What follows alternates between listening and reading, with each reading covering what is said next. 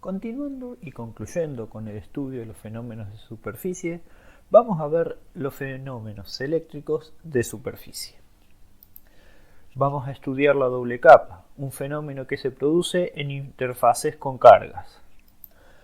Vamos a ver algunos modelos teóricos de doble capa y algunos de los fenómenos que se producen por la presencia de esta doble capa eléctrica. Estos son los efectos electrocinéticos. A partir de conceptos vistos en Físico-Química 1, como la teoría de Weis-Hückel, que permite establecer la estructura de las soluciones de electrolitos, donde cada ion está rodeado por una atmósfera de contraiones, cuyo espesor depende de la concentración o de la fuerza iónica, en una solución diluida de electrolitos, en el seno o bulk, los dipolos de las moléculas de agua se encuentran orientados en forma aleatoria, en cercanía de los iones, generalmente de cationes, que suelen ser más pequeños que los aniones. Los dipolos se orientan a su alrededor para minimizar la energía. Se puede considerar que en el seno de una solución de electrolitos como esta lámina de solución que se amplía, prevalece la electroneutralidad. Por lo tanto, no existen campos eléctricos y las fuerzas medias sobre los iones son las mismas en todos los sentidos. Sin embargo, las soluciones, electrolitos, presentan límites físicos. Por ejemplo, donde se pone en contacto con otro material, como la fase gaseosa, los límites del recipiente o un electrodo que se introduzca. Entonces, cabe preguntarse cómo se perturban estas propiedades uniformes en presencia de este límite, o sea, si es diferente la situación en una interfase electrodo-electrolito. De igual manera que un ion central puede perturbar la distribución de las moléculas del solvente y de los iones que la rodean, la presencia de un electrodo es la causa de que las partículas que lo rodean adopten configuraciones particulares. Un electrodo es como un gigantesco ion central. La interfase electrodo-electrolito o electrodo-solución de electrolito hace que los dipolos del solvente y las partículas cargadas en esta solución se distribuyan en forma distinta al seno o bulk del electrolito. Ya no hay una distribución al azar de los dipolos de agua ni una electroneutralidad. En la interfase se presenta una orientación neta de los dipolos y una carga neta o un exceso en una lámina paralela a la superficie del electrodo, que sería esta zona gris que se presenta aquí. Esto destruye la electroneutralidad que se presenta en el seno de la solución del electrolito. Cuando la parte de la región de la interfase correspondiente al electrolito adquiere una carga neta o un exceso, en este caso se ve una carga neta positiva, las cargas de la otra fase, los electrones, si fueran un metal, van a responder a ese campo eléctrico. En el caso de electrones del metal, estos se van a alejar o acercar a la superficie de la interfase dependiendo el sentido del campo eléctrico, induciendo una carga en la parte metálica de la interfase. Esta carga eléctrica es igual y de signo opuesto a la carga de la zona de la interfase de la solución de electrolito. Como ambas zonas de la interfase, o sea, en este caso la zona negativa del electrodo y la zona positiva de la solución del electrolito tienen la misma carga y de signo opuesto, la interfase en su totalidad es eléctricamente neutra.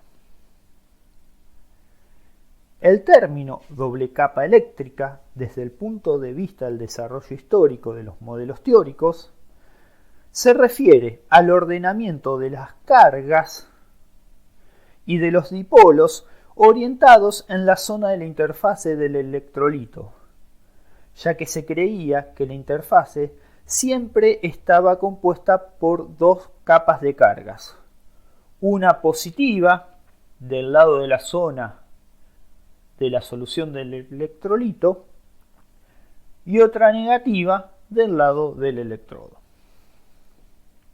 Los modelos de doble capa han sido desarrollados para explicar los resultados experimentales y con el desarrollo de distintos tipos de electrodos fue posible explicar con mayor precisión los datos experimentales. Estos modelos se enfocan en la descripción de la distribución de los iones de la zona de la solución del electrolito de la doble capa y cómo varía el potencial eléctrico en función a la distancia del electrodo. El primer y más sencillo modelo fue desarrollado por Helmholtz en 1879. Consideró el ordenamiento de las capas positivas y negativas en forma rígida a cada lado de la interfase, y es de aquí de donde viene el concepto de doble capa. También postuló que las interacciones no se extienden más allá en la solución. Se vio luego que esto no era correcto. En este caso, una capa está formada por cargas negativas en el electrodo en contacto con la interfase. La otra capa, formada por iones positivos en la solución, unidos en forma rígida a esta interfase, pasa a través de los centros de los iones. La distancia delta es la distancia de acercamiento más próximo de las cargas en la solución del electrolito a la superficie de la interfase electrodo-electrolito. En este modelo, la variación de potencial de la solución en función de la distancia x postula que el potencial decae en forma lineal y se anula a la distancia delta, que más allá de esta distancia, la solución no siente, entre comillas, el efecto de los fenómenos de doble capa. Las principales limitaciones de este modelo es, como ya mencionamos, que se desprecian la influencia de las interacciones más allá de la primera capa de contraiones absorbidos a la superficie, y su otro talón de Aquiles es que no tiene en cuenta los efectos de la concentración de electrolitos en la solución. Una aclaración. En este caso hemos puesto las cargas negativas sobre el electrodo y las cargas positivas sobre la solución. Podría ser que ocurra al revés, que las cargas positivas estén sobre el electrodo y las cargas negativas en la solución del electrolito. Esto va a servir, esta aclaración sirve para todos los modelos que vayamos a ver ahora. A inicios del siglo XX y en forma independiente, Cui y Chapman desarrollaron un modelo de doble capa que tiene en cuenta el efecto de la concentración de electrolitos en la solución. Esta doble capa no es compacta y rígida como la del modelo Helmholtz, sino que tiene un espesor variable, donde los iones son libres de moverse. A este modelo se lo llama de doble capa difusa. Se observa que la distribución de los iones en la zona de la solución de electrolito decaen en forma exponencial.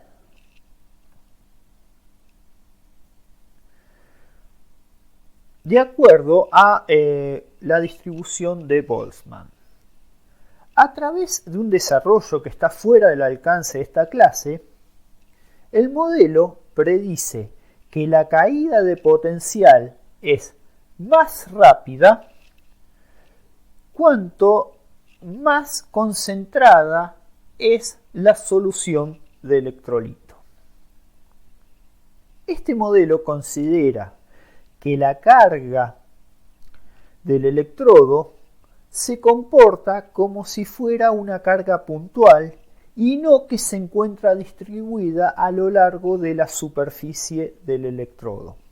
Por esta suposición, el modelo no tiene un límite máximo de iones de electrolitos absorbidos a la superficie de la interfase, por lo que este modelo falla para determinar el potencial a ciertas distancias del electrodo.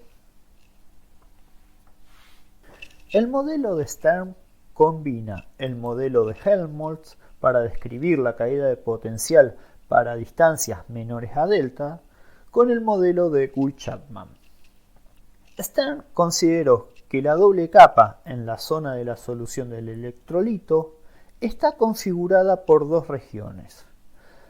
Una formada por una capa compacta de iones donde el potencial decrece en forma lineal y luego una capa difusa de iones donde el decaimiento es exponencial. Como en el modelo de Guy-Chapman, este modelo también predice una caída más rápida del potencial a mayor concentración de electrolitos. La transición entre la zona rígida y la capa difusa se produce a la distancia delta del electrodo. El plano de separación de ambas capas se denomina plano externo de Helmholtz y es OHP por sus siglas en inglés. Se han postulado otros modelos que consideran la absorción de iones con la misma carga que el electrodo y la solvatación de los iones en las capas rígidas y difusas. Estos modelos son más precisos aún y dan una idea más concreta de la estructura de una interfase electrodo-electrolito. En el próximo tema de Físico-Química 2 veremos los sistemas coloidales. Estos sistemas consisten en una fase dispersa suspendida en un medio dispersante. Vamos a enfocarnos en sistemas coloidales de partículas sólidas con diámetros de hasta 10 a la menos 5 centímetros que se encuentran dispersadas en un medio líquido. Estas partículas están cargadas, por lo tanto se produce una repulsión entre ellas, lo que le da una estabilidad temporal al sistema coloidal. Las partículas en los sistemas coloidales tienen una gran superficie en relación a su volumen. Y como se encuentran cargadas, hay una región de interfase donde se manifiestan los efectos de la doble capa. Los fenómenos electrocinéticos resultan del movimiento de la fase sólida cargada relativo al de la fase líquida que contiene al electrolito. El tamaño de una partícula puede ser calculado mediante experimentos basados en algún fenómeno electrocinético. Las dimensiones que se determinan son la de la partícula propiamente dicha y del espesor de la capa o atmósfera de iones.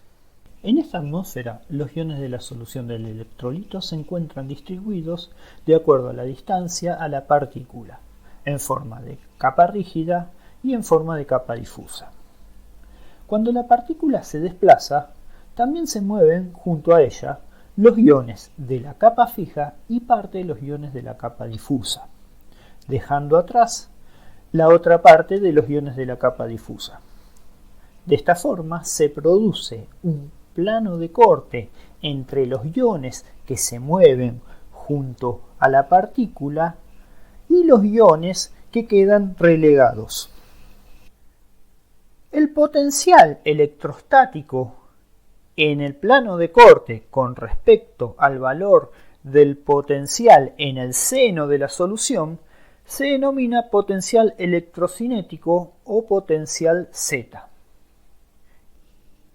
Estos fenómenos electrocinéticos pueden dividirse en dos tipos: partículas sólidas cargadas, partículas coloidales, que se mueven a través del líquido que contiene un electrolito bajo la influencia de un campo eléctrico, la electroforesis, o debido a la fuerza gravitatoria, el potencial de sedimentación. Por otro lado, puede deberse a soluciones de electrolitos que pasan a través de superficies sólidas cargadas o a través de membranas bajo la influencia de un campo eléctrico, y esto corresponde al fenómeno de la electroósmosis. Veamos los efectos electrocinéticos debido al movimiento de la partícula, la electroforesis y el potencial de sedimentación. En la electroforesis, la partícula se mueve en la fase líquida debido a la aplicación de un campo eléctrico. Las fuerzas que actúan sobre la partícula son similares a las que actúan sobre los iones solvatados. Estas son la fuerza del campo eléctrico, las fuerzas de fricción que aparecen debido a que la partícula se mueve en un medio viscoso, y las fuerzas del campo eléctrico sobre la atmósfera de iones que tiene carga opuesta a la de la partícula, lo que produce un retardo al movimiento de la partícula. La movilidad electroforética depende de la fuerza iónica de la solución, ya que el espesor de la doble capa disminuye a medida que aumenta la concentración de electrolito, y también depende de la carga de la partícula. En las electroforesis de proteínas en condiciones desnaturalizantes, las proteínas se colocan con un detergente que las desnaturaliza y les otorga una carga negativa que depende del tamaño. De esta forma, una mezcla de proteínas desnaturalizadas puede separarse en un gel de acuerdo a su tamaño. Las partículas más grandes quedan retenidas en la parte superior y las más pequeñas pueden pasar con mayor facilidad a través de los poros y separarse del resto. En una sedimentación, las partículas se encuentran influenciadas por efectos de la gravedad, ya sea natural o por efecto de una centrifugación. Una sedimentación da lugar a la aparición de un campo eléctrico, ya que, a medida que la partícula se mueve por efecto de la gravedad, deja atrás la atmósfera iónica, que serían los iones de la capa difusa, dando lugar al campo eléctrico. Estos potenciales son difíciles de medir y es un efecto indeseado en experimentos de ultracentrifugación que veremos más adelante. Este potencial de sedimentación puede minimizarse aumentando la fuerza iónica de la solución. La electroósmosis, como definimos, se debe al movimiento de un líquido que contiene un electrolito a través de un sólido cargado. Si se considera un dispositivo como el que vemos, que consiste en un disco de cuarzo poroso que separa dos compartimientos que contienen una solución de electrolito.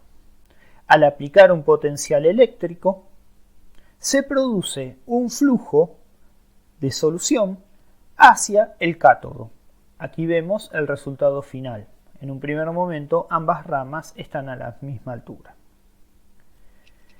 Esto se debe a que los poros en el cuarzo tienen carga negativa y la capa difusa en el líquido tiene una carga positiva. Esta carga positiva se mueve arrastrando agua que fluye hacia el cátodo, produciendo el efecto electroosmótico.